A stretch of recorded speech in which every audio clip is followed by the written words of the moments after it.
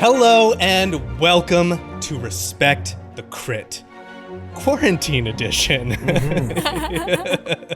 I am joined by some incredible people, though not in a physical space, more in like a digital realm. A cyberspace. A cyberspace, if you would, of screens. Screen left, the voice of your favorite modified medical droid, Jamie Lee-Bonés. Yes. Go ahead. It is I, Jamie Lee-Bonés. I play Ello, the modified medical droid, and I'm at home, but also in cyberspace. And also, the man who needs no introduction. Hi, I'm Alex Herrera, and I play Beegax Botano, the Doug Slicer. I almost said Splicer because we haven't played in a while, and it's Slicer, not Splicer. So we're trying this out. This is our first, trying to navigate what this new world is of our recording. And we're gonna just do a little Q&A, some listener questions, just get some feedback about you and the characters that you put together. So first of all, how are you doing? How are you doing with all of this?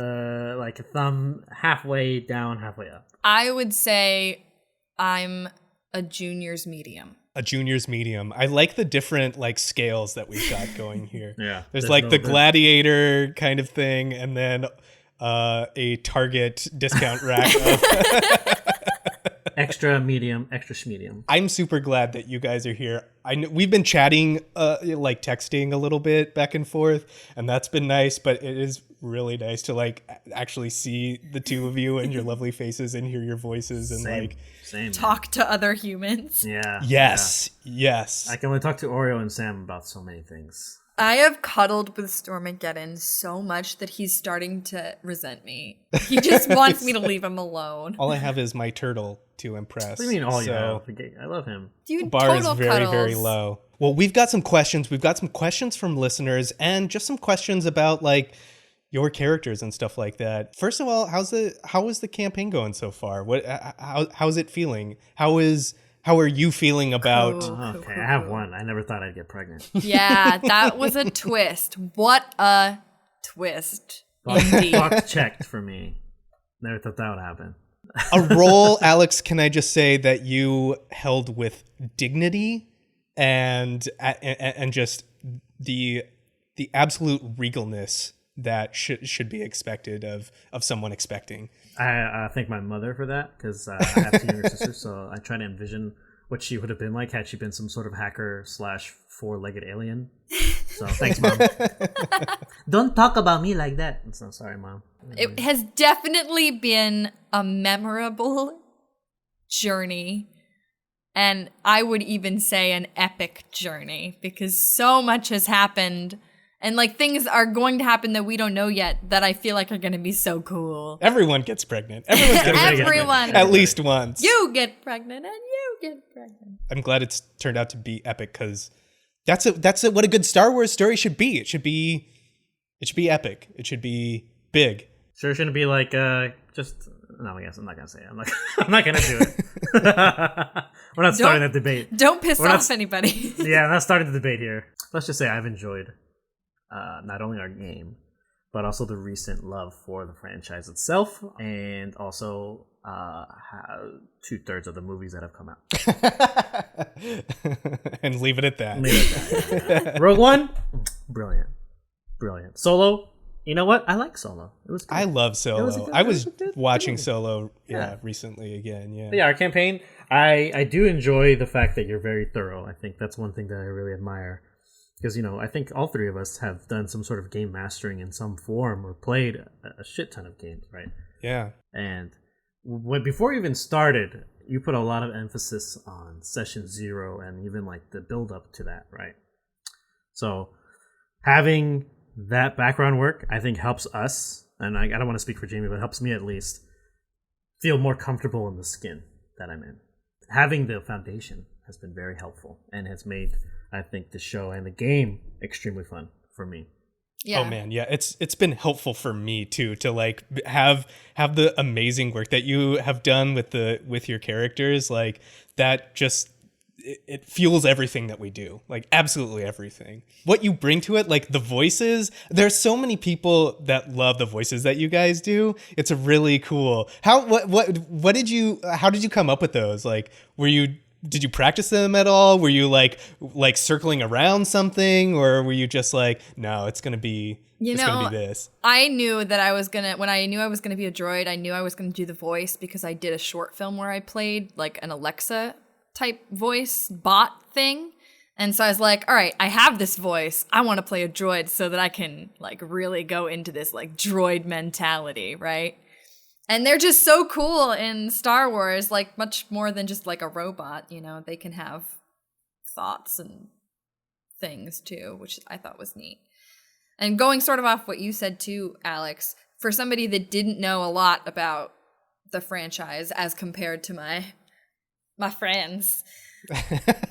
Your hopelessly nerdy friends. Yeah. I think you're totally on with that, with all of the stuff that we did in preparation, but also in like the mindset that you gave to us going into the game. Like, hey guys, we're all going to be creating this story together. It was just really cool to be like, oh, but I don't know, is that allowed in Star Wars? It is now, you know, like that was really cool. It's our wars. That should be a name of a future podcast. Trademark. There we go. Yeah, TM. Don't steal it. Don't steal it. You both come from different like backgrounds of interacting with Star Wars, but both of you come from like a lot of background of just like playing or GMing or just ingesting tabletop role-playing games. So can you talk a little bit about that, how that has been a part of your life, where you sort of started getting interested or playing tabletop role-playing games? I started a lot later in life than I think I should have with that. Because like same, me too. Yeah, me I too. didn't really play D&D or any tabletop game. I played board games as a kid and I loved them, but I never dug into that passion. I was more like focused on video games and stuff. And then I think around, when was it? College. I started way too late. I played 4th E D&D, 4th edition, which was apparently not the favorite. And I mean, I didn't have a problem with it. I was like, oh, it's cool. The reason I didn't have a problem with it, because it felt like a video game to me in paper form. Yeah. And that's what a lot of the purists and the diehards were like, that's crap, blah, blah, blah, whatever. But then it opened up doors to other things, right? Like I learned about Pathfinder. I never played Pathfinder, but I heard about it. And then there was, what was the other one? Shadowrun was the big one. I didn't play it, but I played the PC games. And then from there, I dove in deeper. And then being a part of this, I feel like it's easy to see certain narratives that can come up and then how to make them a little bit more interesting. For example, Beegax is a Doug, and they're known to be very physical and resourceful guys, right? But they're not good at like coding, I guess you could say, like the finer arts of technology, messing with like being a hacker, like not a hyper intelligent, but an intelligent Doug, right? He's got some sense of mental aptitude. I thought that'd be unique. Kind of playing against. What's it called? Playing against class or whatever it's called. I forget the term. Like playing against type. Type. Thank you. Playing against type. Yeah. So that's kind of where I drew that from, was from just like trying to find something that goes against the norm. Which I love. That's one of the things I really love about this system is like, it just assumes that any race is anything because they have, like, there's a whole world of Wookiees, right? And sure, when we think Wookiee, we think Chewbacca and like bowcasters and warriors and big beefy boys, but they're a spacefaring race, so they must have politicians and they must have artists and all kinds of things, you know? And I love that this system like lets you do that. So you can be like, yeah, I'm a Doug Slicer and I got all the hands for it. Extra hands. Yeah. But what about you, Jamie? Where have tabletop games been in your trajectory as a human? As a human, I started pretty young, and it was because we would always go to Renaissance fairs when I was a little kid, and my parents, my dad played D&D growing up. Like he was one of those kids in high school who was playing D&D. And so I sort of learned from him and started doing my own campaigns with my sister and our cousins and stuff where I was the DM, and they would be the most ridiculous things like talking donkeys and stuff. Shrek was really in. But then I ended up having a really bad campaign, and so I sort of like went away from D&D for a couple of years, and then I got back into it in high school and haven't stopped. But yeah, I just love role playing so much. It's so much fun to be in a different world. You mentioned you had a bad moment. Do you want to share that? Or? Sure. I think I've shared it online before because it is so funny looking back on it now. I was probably like 8 or 9 playing with my dad, his friend, our uncle. Like I was the kid at the table playing D&D with the grown-ups, right? Bad idea, because I'm sure you guys have met some D&D players who are a bit of the neckbeard variety, where it's just like they Yes. really wanted to show this little girl at the table who was boss, and so This is how you play D&D. I ended up completely stripped of all my gear, all my everything, naked, chained in a dungeon, and my party just left me there. And you were a kid? And I was a kid. And this That was like sucks. my first big girl game. I had played little games before, but this was my first big girl game, and it traumatized me. I never wanted to play again. It's like, nobody wants to play with me. They didn't even try to save me. Well, I'm glad you decided to play again. I'm glad you decided to pick up, because that sucks. What about you, Alex? Any best moments? A good memory of tabletop games would be recently. So actually, it's for Sam and her friends. I run a homebrew game, and I got her and her friends into D&D. I think at the end of like the first year Sam and I were dating, and we got to this point where they're fighting one of the big bad, their first big bad. At the very end, all these portals, like one of the guys who's one of the newer players sits in this chair and he hits all these buttons and he ends up opening all these portals that bring NPCs that they played with from other dimensions into the fight. And so it just bring all either good or bad NPCs. So one time there was an archer and ranger that helped them out, and then a blue dragon that they ran away from showed back up. And it was for me, that was a highlight, because seeing all their reactions, and like there was a puzzle component where the ground was moving at the same time, so there was floating Tetris pieces around them. That's awesome. Yeah, it was a lot. I didn't expect them to handle it the way they did, because it was like they were such a new group, and they won. You know, that was like one of their for me their first test. That was the big first test. That's cool. That's something I really like, because I play currently in a game that you DM. Yeah, the Ravnica game. Yeah, the Ravnica game. Yeah, the Ravnica game. Jamie played once. I know. never came back. Then I got a job that works weekends.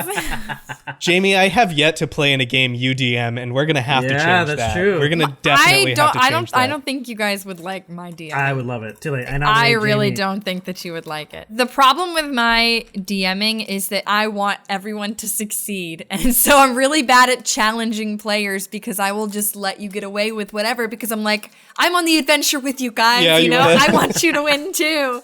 I've never played with DM like that. I think the closest DM to that is Ian, but Ian still makes it hard based on Trandoshan Yeah. Bounty Hunter. Yeah. Oh my gosh, right? So you guys have these really cool characters that they have a lot of nuance to them. That some that we've seen come out on the show, and I think some that have yet to be seen yet. Just some stuff that's going on. But what were the origins of those characters? Like, what kind of influences or ideas did you have when you were like settling on? Because I know, Alex, you came at me. I was like, hey, we're gonna do this, and you were like, I have 5 different characters I'm thinking about doing. I had the book, the little red Star Wars notebook, had like 6 or 7 characters in there, and I was like, nah, I don't like this one. Yeah. I think originally one of those was going to be a retired clone trooper, right? Yeah, it was. That could have been cool. But yeah, how did you each come to the characters that we know in our story at Beegax and LO? Well, for LO, not Beegax. So I was like, okay, we've got like our sort of like techie, Beegax, and then we've got our talky we had a talker who was going to be able to handle all of our interactions with people, which is why that's gone true. so poorly. Spoiler alert, we don't have a talker anymore.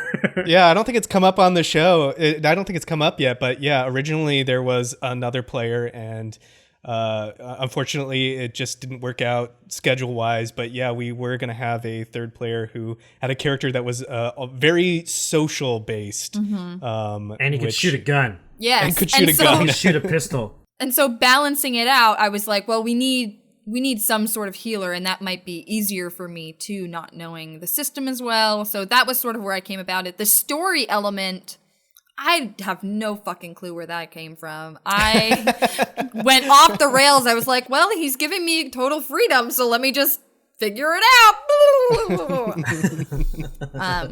Which was really fun, but yeah. Was there something about droid that like drew you or that you were like interested in? I liked the idea of like biochemical enhancement-y things. And that's what first drew me to the droid. And then when it got more like medic based, I sort of went not away from that. I still have some little ticks and things with Elo, but it's cool to be a robot.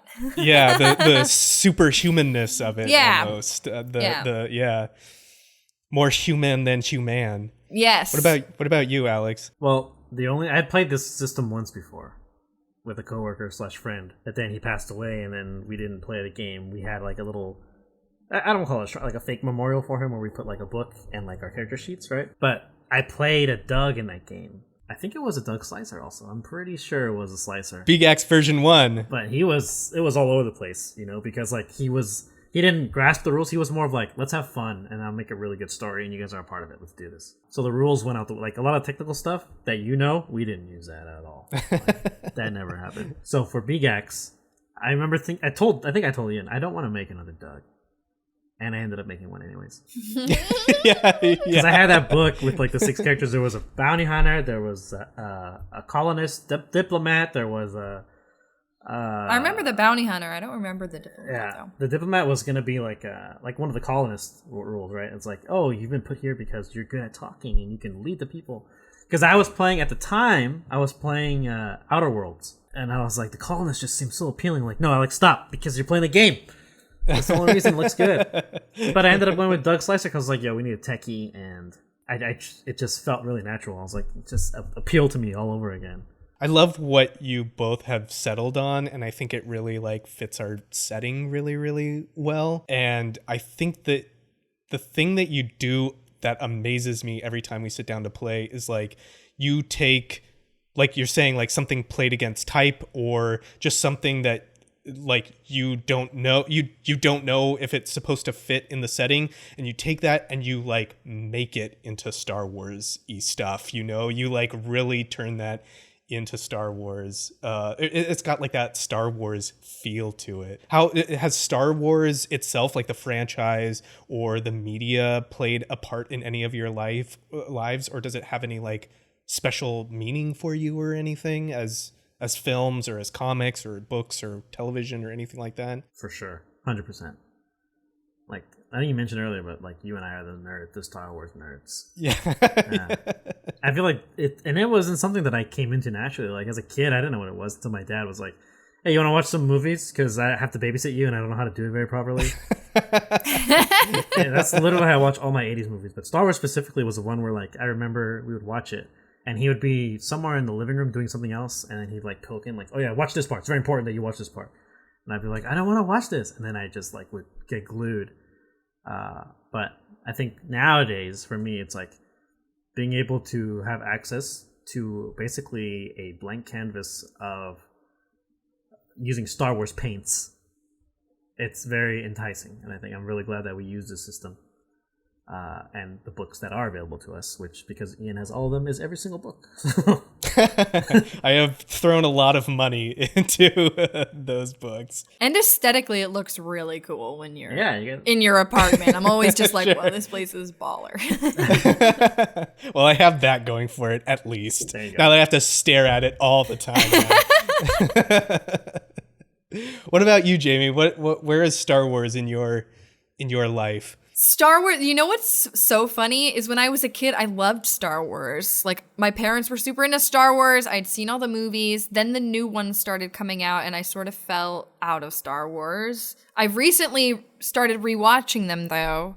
And I had to, Julian was really upset, go through the whole Jar Jar Binks again because I'm trying to get through everything in order, but there is a lot of content if you count the animated series, y'all. Like, oh my goodness. it could take years. But the thing that I do love about Star Wars in the world is that it does seem so vast, I guess, because it is the universe. And, you know, like, you don't really have that with like Harry Potter. Like, there's limits to, you know, Harry Potter, and there's limits to Lord of the Rings. But when it comes to Star Wars, there really are no limits, which is cool. Yeah, that's something I definitely struggle with too. I think I've talked about this with Alex a little bit, is like there's so much, and I want to, like, to run a successful game, you have to focus down on some of that.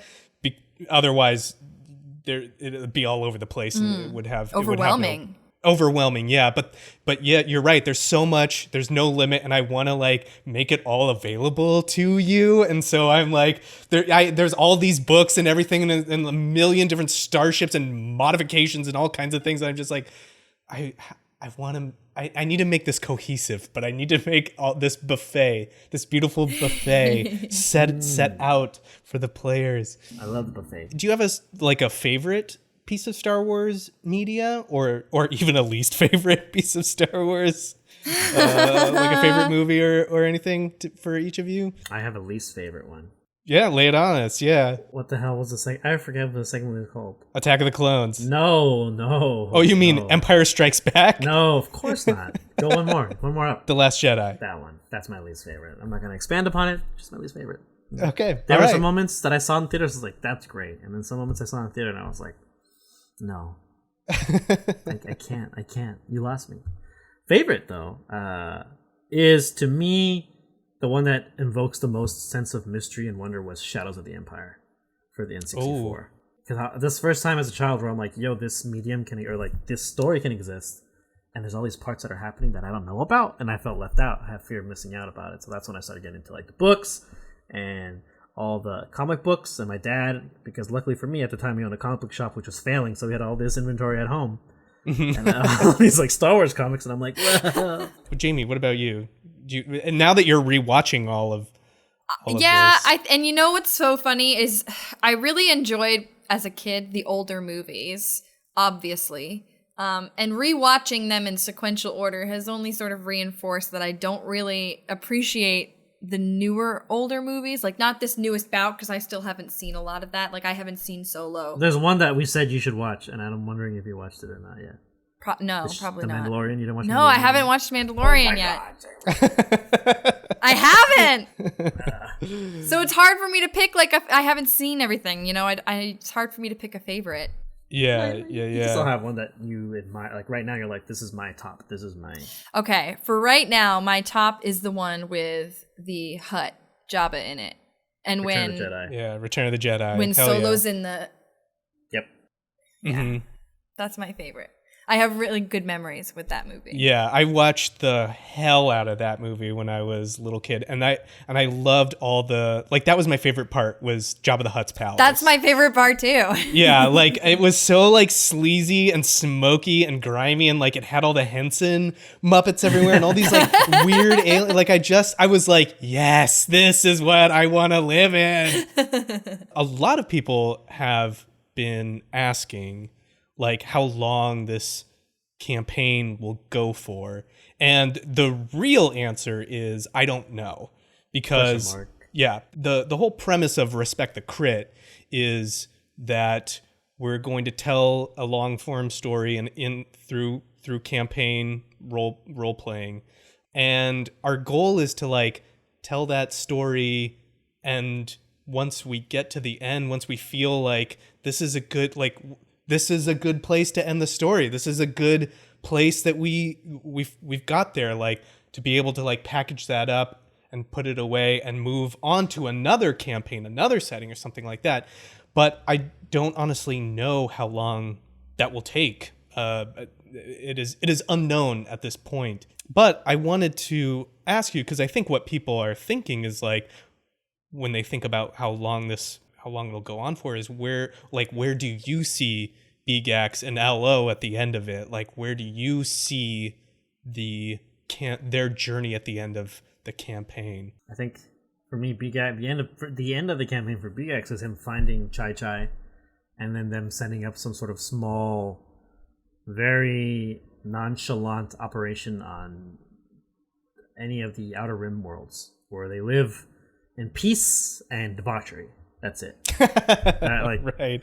He doesn't want to do anything crazy. He just wants to get out, probably hide the deck, put it somewhere else, get it away from him, somewhere where it won't be, stolen, touched, discussed. Maybe save some of the files in case he needs a little bit of extra money, sell to somebody, but nothing too wild. Just getting to the Outer Rim and then finding his buddy. Retiring. Yeah, he's retiring. Done. Yeah.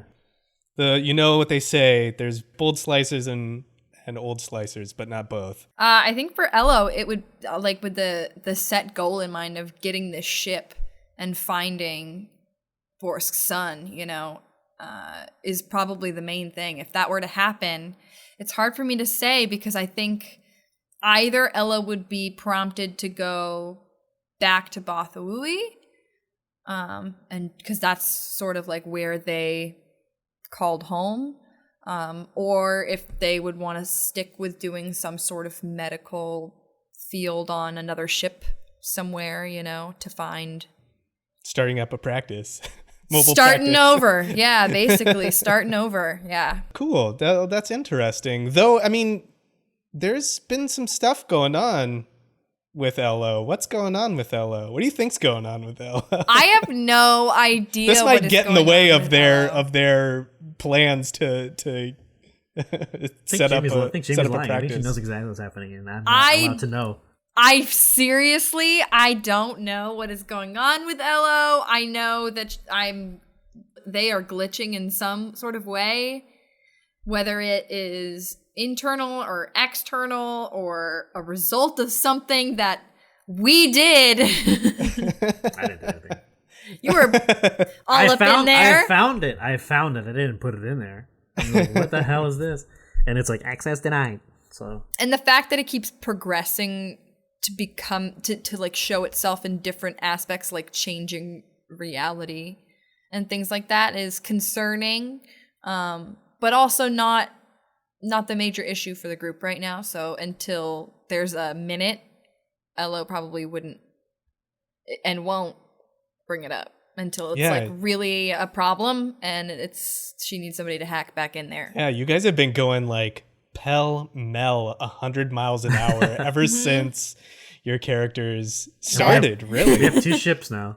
The Nikto ship, because that's a piece of junk. I don't want it. It's not the way. It's funny, the phrase on The Mandalorian is, "This is the way," and that came out after we had named our ship. I know, I was so excited because when I was watching that, they were like hitting all of the things that we had already recorded. It was like the amount of credits to dock a ship and like all these little details, and the way and all that kind of stuff. And I was like, oh my God, that's in the show. It's the name of our fucking ship. Yeah, we were guessing this canon. We did it. We were ahead of the curve. We've only got a couple more questions, but these are questions that listeners have submitted through Twitter, through Facebook, social media stuff that we've gotten that they want to know about you. And the first one we got is from Twitter from Snake Queen 21, who is an artist and a D&D fan and a big fan of the show. They're just a very good person, but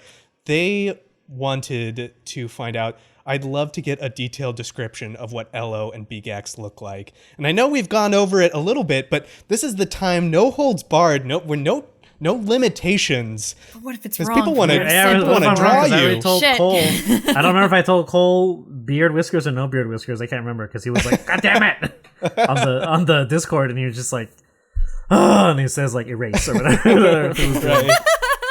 When I think of Elo, really, there's only a few defining characteristics that really stick out to me, which makes it hard for me to really go into detail. But I would say, being that it's been mentioned that they are sort of a hodgepodge of parts, it would be the base of a protocol droid with different plates of other types for maybe the outer shell. So it's very patchwork. And when you sort of zoom in on their face, one of the things that is definitely defining is the audio line that we've talked about. So when Ello is speaking, there is a like black screen type thing, and then you would see the audio line as they're speaking. And they also have like lights for their eyes, like bright lights that they use for their eyes. It's probably pretty dinged up. Maybe some parts are a little rusty, but the base of it would be a protocol droid. And then again, very patchwork of different models and colors and things, but those are probably the big ticket items: the mouth, the eyes, and the patchy body. That's kind of a little bit where you drew the name from a little bit too, because you were looking through droids, and one of the droids that popped out was the LOM protocol droid. And they have a body that's very similar to like C-3PO that we see in the movies. They have a big bug head, but you have, as you've described, you have changed that because of their patchwork nature. But LOM is like part of how you like came to the name for LO, correct? If I'm correct. Yes, it was LO. I think the full name, I was trying to be so clever. The full name for LO is LORNA. So it's the LOM droid, but specially modified RNA. So it's Lorna is her actual name. What about Beegax? I've described him as dark skinned, so like a grayish or almost brown, and then his face has whiskers. Okay, there are whiskers, Cole. I'm sorry if I said there wasn't before. You heard it here. Canonic whiskers. If you can hear me, there are whiskers on there. I think one of them might have like the beads, but he doesn't focus on himself. That's not his thing. But the drawing that really inspired him was that one where the guy that Doug is wearing the Imperial looking shirt. That's what gave me the background for like, oh, I want him to have like some sort of Imperial training. And he's probably a little thinner than most other Dougs because like he doesn't eat correctly. You know, he's always eating garbage and very infrequently, like when he's on his slicing runs. So, and he did have a really nice Imperial uniform that was made for him, but he doesn't have that anymore because it was destroyed. So now he has, I think he's still wearing the Master Durgo outfit. Yes. He's rocking a Bothan Regal shirt of some kind that's been turned to like a onesie for him. But yeah, it's very thin, a very lean musculature, almost like unhealthy. And then he's got that, of course, the Doug snout. And then the patches around his face from where he keeps scratching his face nervously, which I do. What's the deck look like? Because that's like his thing. He's got this cool ass slicing gear. I envision it like, not everyone watched this. I'm about to date myself right here. The Yu-Gi-Oh! Animated series. At one point, they had those card things that they. You know what I'm talking about? Yeah. And then they actually made them. They actually made toys. Them, yes. So it's the part. Blue Eyes White Dragon. It looks like the part that the cards go on, not the circular where your deck is, but like the exterior looks like that, and it has the same weight, I would say, as like a Casio keyboard, a medium-sized one, and it can collapse on the sides if it needs to. And he also has the kickstand stuff for it, the accessories, because they came with. It was an Imperial deck, so it's something that like they give to, I would assume, ISB officers or ISB officials who need decks for plugging into systems and things like that. It's heavily modified, so there's all of these attachments on there, like the fold up. I imagine the fold out parts have like these little tiny screens that are aftermarkets. He's got like the components underneath. If you were to like pull out like a component drawer that has the circuitry or whatever technology exists in Star Wars, I'm not always certain if it's like boards or whatever power source it is, but yeah, and the technology also gets worse the further the further into the Star Wars, and then spikes up is really good. Yeah. There's a question that we got from Facebook from Jane. I'm gonna leave all the last names off because they didn't tell me if they wanted to say their names, but we know Jane from we know Jane, a UK listener, fan of the show, and she's awesome. She wanted to know, how did you come up with the story idea? Is the campaign short or long? Did you find it easy or difficult to get into creating, editing, and releasing your own podcast? For the story idea, I've wanted to do this campaign for a long time, and I've threatened Alex to do this campaign for quite a bit of time. Yeah. When I was single, I remember I would be talking about like dating people, and he'd be like, have you played the Star Wars game? I was like, no, I never played a game. And I told him I did play it, but like he got me into actually buying the books and stuff, I think, around that time. Yeah, you can tell where my priorities laid. Instead of dating and meeting people, You just play games. the Star Wars game? Because I'd be talking to Ian about like when I first dated Sam, and then we would go me and Ian will get like beers or something, and be like, oh, she sounds really nice. Hey, what do you think about this Star Wars thing? Yes, totally. Okay. That's so funny. Sure. That being said, like, the story it's not set in anything, and a lot of what it has become and what it is becoming comes from the players and the amount of work that they have done, putting time. Like, when we first started this whole thing, I sent each of them, like, we sat down and did a session 0. I sent them each like a questionnaire with like 100 questions each about stuff about their characters, and they went through and like sent that all back to me with details about like what anchors them to the world, what's important to their characters. Like, we were going to do a record, and I was like, hey, Alex, we're going to do a little like flashback. Beegax, can you send me like 2 or 3 sentences on something? And like, he sent 2 pages of like detailed character backstory, and it was great. And I was like, yes. There are elements that I've thought about for a really long time, and then there are the elements to it that are being brought in, discovered, and created by us cooperatively as we go. I found it very easy to get into editing this because that's what I do. I'm an editor for film and television when I'm not doing this. And that's the one thing I knew I could do really well. Like, I didn't know about anything else, like the actual podcasting part of it. Some episodes are easier to edit than others. Like, if I could part the kimono a little bit, our episode 1, like, we sat down to do a session that we were all involved in, and it got interrupted by an earthquake. Oh yeah. So that was the first one. That was the first the 0 almost, right? Yeah. Afterwards, like, Jamie texted me like, oh, this all makes sense, but I kind of want to get my hands on the game mechanics and whatever. And I was like, okay, that's a good idea. Let's run a one shot or something that's just like a chance for you two to like step into your characters, roll the dice, like figure out the mechanics of it and like get hands on. And we just kind of like played that session. And at the end of it, we were like, oh, this kind of works. Like, it was never intended to be a first episode. But it ended up being our first episode because it ended up being really, really, really well. But because of that, like, because it was never intended to be our episode, like, I had to go through that and edit it and sort of like move things around a little bit and make it strong, like make it our strong first episode because we hadn't planned for it to be. So some are easier to edit than others, but certainly it's something that I enjoy doing and I love doing and I can do and I know I can do. That I know I can do. Everything else, I don't know. I don't know what I'm doing, but that part. Everything else is working. This one comes from Math Guy Dave.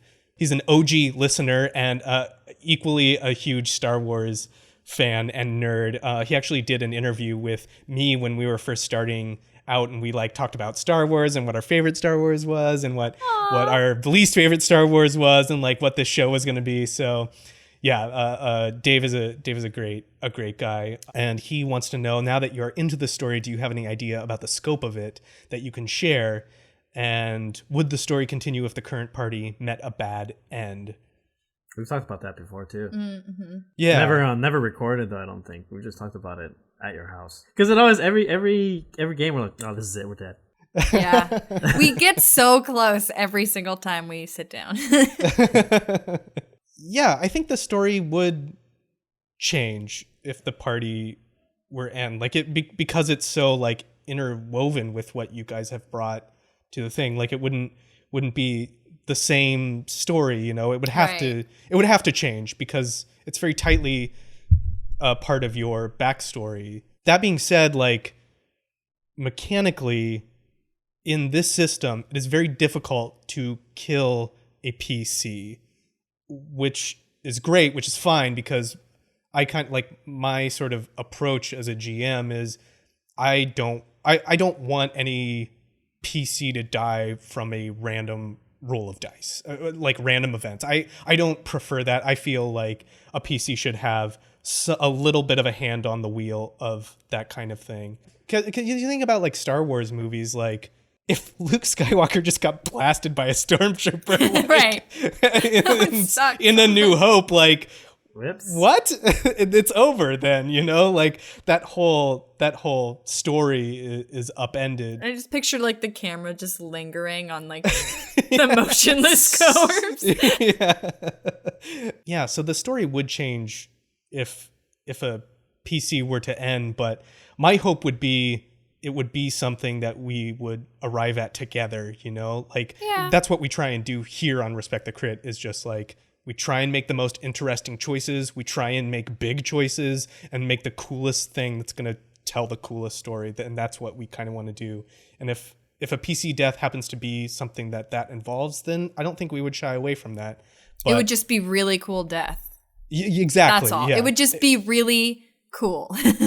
And as far as the scope of the story, like I like that this system, what it's helpful and almost designed to do is to tell those stories in Star Wars that aren't Luke Skywalker, that aren't Princess Leia, that aren't Han Solo. They're about all the people that are affected by these huge world events, and all of that is a backdrop on which the lives of smugglers, slicers, doctors, colonists, artists all have to like deal with whatever is going on, seeing how they get embroiled into this bigger space opera world, and like suddenly the backdrop is like what their life is, and now we are a part of this like huge universe and this huge galaxy that's way bigger than we could imagine.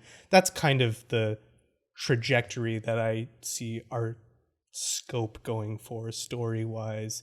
But that will ultimately be decided by the two of you. That will ultimately be decided by what the players do and obligation rolls. And obligation rolls, yeah, yes. We can't forget that. That's a very important dynamic to the game.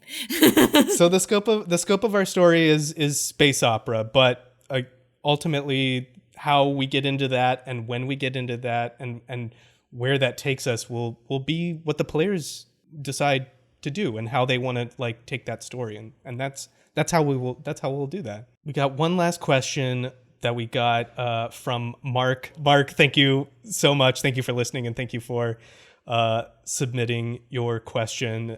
And they ask, with such an open-ended world setting and so much published material, how do you manage the interaction and scope of conflict, of travel, etc.? Well, travel, I think in Star Wars is based on however the plot needs it to be, you know. I believe in the books they do have like a real like how long it would take for you to travel from like one end of the galaxy to the next if you need to. Star Wars is a lot of things, but first and foremost, Star Wars is movies, and in the movies those things are used to bridge time. That's all it is. And you could have, unless your campaign really like settles around like resource management or something, like traveling back and forth between the different systems, like that could be a thing if that's what you're interested in. But managing that is managed with movie logic, basically, you know, like you that's skip what it over is. the parts that they're just waiting to get to where they're going. Exactly. Yeah. You do a wipe, you cut to, like we get to the stuff that makes it interesting because we can. And we don't often, but like we like cut to a different place on Socorro with the two of you like playing different characters to that's right. like like build the world and like make it feel bigger and make that scope feel big. And that's like a tool that's available to us. And we won't always do that because, you know, we want to be with our protagonists, but movie logic. Mm-hmm. That's how it's handled. That's how we do it. That's how we do it. And the final thing that Mark asks is, do you have any intentions of introducing the Force in future NPCs or I PCs? asked the same thing, Mark. No Force allowed. It's well, too I weird. would say the Force surrounds us, it penetrates us, and it binds the galaxy together. You stinky bitch. I mean, we kind of have been, if you consider using light side and dark side points as like the Force. Yeah. If your question is more asking, are we going to see any Jedi? The answer is no. Isn't probably not. Yeah, and if we see them as NPCs, hopefully they're not against us because we read the books, like we have them. You know? Yeah. Not them themselves are dangerous, but them with the weapons they're supposed to have are even more dangerous. Just like reading the whole crit rules for the lightsabers, like, oh god. We'll just hope not to run into them. Yeah, but I think you're right. Like we see the Force like plays out through those light side and dark side points. It's like it's those things that give dumb luck or like coincidence or kismet or unbelievably bad circumstances to happen, and the like balancing of that is part of the mechanics of the game and how we represent the Force. But again, like the Force is a part of Star Wars, and don't get me wrong, like I love Jedi and space magic and all that fucking stuff. Like I love it, and who doesn't? And it's like the way in which that will manifest will again be like will be up to the players and what they do and how they proceed throughout the world. Because yeah, the Force is a part of Star Wars. It's synonymous and it's saturated. I think when you think of Star Wars, you think of that Jedi and lightsabers and Force powers, and it's great. And it's still a part of the setting and the universe that we're in. But I wanted to approach our campaign from a different angle. Cool. That's it for questions. I wanted to read just a few reviews that we got because I think they're really, really cool. We've got one from Cole from Ink Splatter Boy. This is from Cole, who's an amazing artist, and we all know he says, fantastic Foley work. This feels right at home in the Star Wars universe. Incredible production values for a small show, really good sound effects, and a nitty-gritty setting/story that honestly would feel right at home as one of the off episodes in the new Mandalorian show. Yeah. Overall, highly recommend. The best part, all the cast is having fun and is 100% contagious. David, who also is a big supporter of the show and has said many nice things about the two of you and about the show on Discord. Yeah, David's awesome. What a fast start. Finished listening to the first 2 episodes, and I am really impressed how quickly this has taken off. The story is focused and fast moving. The role play is spot on, and the excellent audio quality, sound effects, and extra effort really pay off. Easily a 5-star rating, and looking forward to many more episodes from this top-notch group. Mwah. That's so nice. Another from Adam Gray, who is just a very good human who DM'd me out of the blue just to say how much he loved the show and all of you. Says, now this is podcasting. Amazing quality and excellent work from the experienced cast and crew. This show stands head and shoulders above other big name podcasts. Respect the Crit gives a good look into the guts of the TTRPG system vehicle, but always stays driven to the story. I'm not even a huge Star Wars fan, but it wasn't hard to get into their setting. Seriously, my new favorite game/drama podcast. I can't wait for the new episodes. Drama. Never been called a drama podcast before. Thank you, everyone, for sending your questions. Thank you for sending your reviews. Please send us more. We love them. More. We love reading them. Yeah. And yeah, maybe we'll read a few more of them the next time we get together for one of these things. You can find myself at iDunks on Twitter and Instagram, where you can hit me up about anything, about the show, about nerdy stuff, about Star Wars. Is there anything you two want to plug or anything you want to say where people can find you, that kind of thing? I mean, people can find me on the internets. I'm not that's hard to find.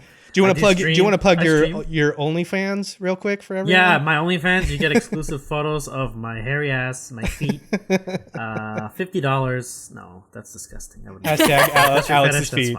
That's fine. No, I stream occasionally on Twitch. It's WadeWolf10 on Twitch.com. I guess I don't know how you plug that.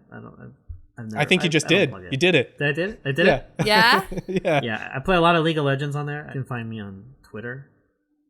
AE Herrera. That's usually where people find me, on Twitter. Yeah. Find me on Twitter. Be my friend on eBay. Find my eBay store. And what about you, Jamie? Where can people find you quarantined? I'm not really on Twitter. Mostly because it just makes me mad. But you can find me on Instagram. I think my username is JamieLee.Bones. I recently downloaded TikTok.